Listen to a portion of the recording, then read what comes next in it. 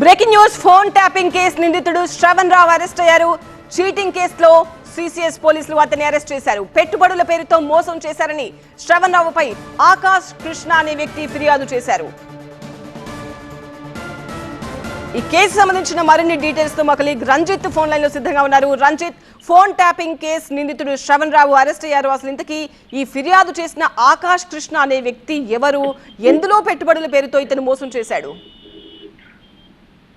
Phone ట్యాంపింగ్ కేసులో నిందితుడుగా ఉన్నటువంటి శ్రవణ్ రావుకు ఇన్రిథమ్ అనేటువంటి ఎనర్జీ కంపెనీకి డైరెక్టర్ గా ఉన్నారు. సో ఇదే క్రమంలో అకోర్ ఇండస్ట్రీని తను టేక్ ఓవర్ చేస్తున్నట్టు చెప్పి అందులో పెట్టుబడులు శ్రవణ్ రావు పెట్టించుకున్నట్టుగా తెలుస్తుంది. అకోర్ ఇండస్ట్రీస్ తరఫున 6.5 కోట్ల రూపాయలకు సంబంధించి ఇనుప ఖనిజాలు కొనుగోలు చేస్తున్నట్టు చెప్పి వీటికి సంబంధించి ఆకర్ష్ కుమార్ తో అందులో పెట్టుబడులు పెట్టించాడు. ఆ పెట్టుబడులు పెట్టేటువంటి క్రమంలో 1 టన్నుకు 300 రూపాయల చొప్పున లాభం వస్తుందన్నటువంటి చెప్పడంతో ఆకర్ష కృష్ణ అకోర్ కంపెనీ నుండి ఇన్రిథమ్ కంపెనీకి దీనికి సంబంధించి 6.5 కోట్ల రూపాయలకు సంబంధించి నగదును దాదాపు 4 విడతలుగా ఆయన ట్రాన్స్ఫర్ చేశారు.